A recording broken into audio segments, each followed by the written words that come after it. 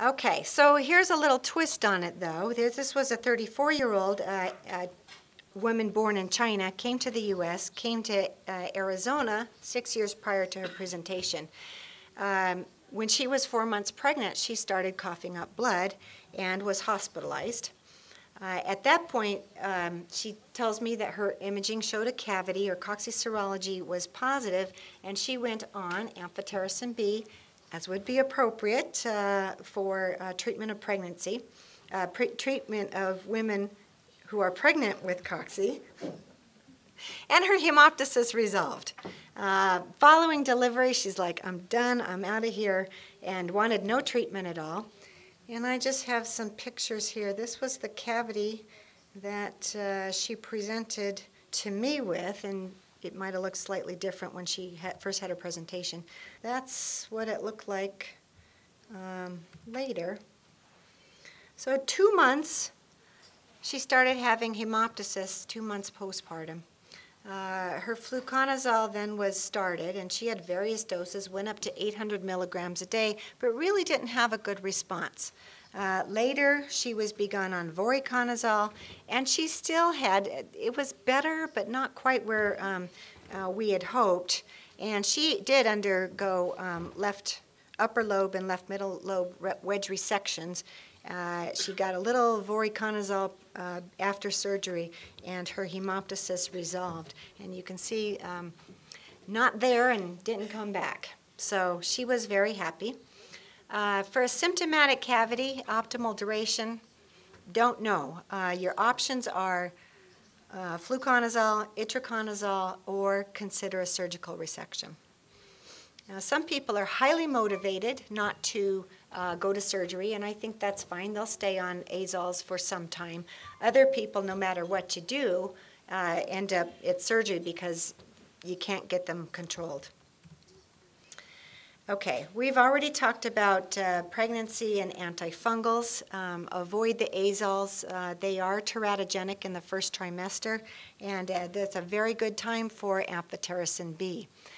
You'll find some people, and I don't know, I'm a bit in this camp as well, that will probably end up treating with amphotericin B all the way through pregnancy. But I think that needs to be an individualized decision between the patient and the physician. Immunosuppressed patients often go slower. Things resolve slower. Sometimes you need to, if you can, stop or decrease the dose of the immunosuppressant medication. And there is a higher likelihood that if you choose to stop the azoles, that it will relapse. What I'm seeing now is a lot of people are treating their immunosuppressed patients with cocci with treatment for the rest of their life. I'm pretty sure it's not necessary that we treat every immunosuppressed patient for life, but I don't think we have any data to figure out which ones can and which ones can't, and which immunosuppressants are okay. I think that would be a really helpful information. There's a lot of people on long-term azoles at this point. And in transplant, the data clearly shows that, that there is a high risk of secondary or relapse after the first treatment, and when it relapses, it often disseminates. The rate of dissemination in transplant populations is 50 to 75%, and there is a high risk of death. So we have a very low threshold for just treating cocci in transplant patients. I will say for the transplant, though, you'll need to make sure that you're talking with a nephrologist, especially in a kidney transplant, because the doses of fluconazole we need will jack up that prograph level, send the patient in renal failure, and et cetera. Okay, so let me just run through skin and soft tissue infections. And as opposed to the rashes that we've already talked about, this is the fungus in the skin and not a hypersensitivity response. They can look like nodules, they can look like plaques, they can look like a number of things, but most of the time you're going to say, oh, what's that? I'm going to get a biopsy. The treatment here is a really long time. If you look at prospective studies, and these are fluconazole, itraconazole, they had an efficacy level of 60 to 90%. So you'd think, gee, I wish we could do better than that, and I wish we could too.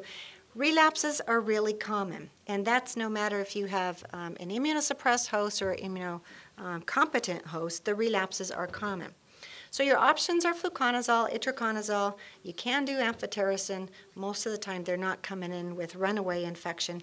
And like I said, if you're on got a patient on fluconazole, you stop it, the thing is gone and has been gone for a really long time, and then it comes back. You can try a retreatment, but usually when I have the second relapse, then we're talking about cutting that thing off. Because that is the one thing that has worked. If you get a wide enough margin, it doesn't come back. Here is a little baby with what looks like a coccidioidal skin lesion, but in fact an x-ray showed that it was osteomyelitis, all due to cocci. Here is another picture of a spine that is infected with cocci. Here it has adjacent adenopathy and big old subcutaneous abscesses, all as a result, and sort of introducing the skeletal infection. Again, azoles show about 60 to 80% efficacy, and this is the only comparative trial here of one over the other. Itraconazole showed superiority to fluconazole in skeletal infection. Relapses are common. Debridement is recommended, and you know, if sometimes someone can't take itraconazole for one reason or another, and so you still can use fluconazole. Amphotericin B is still a good option here as well. Duration is long enough and a little longer, and how much do you want to risk a relapse? So, you know, given the data, and I think everyone deserves a time off the medication, but if you're going to prescribe the time off medication because you think you've got it, then you need to watch them very carefully. As you can see, not everybody relapsed.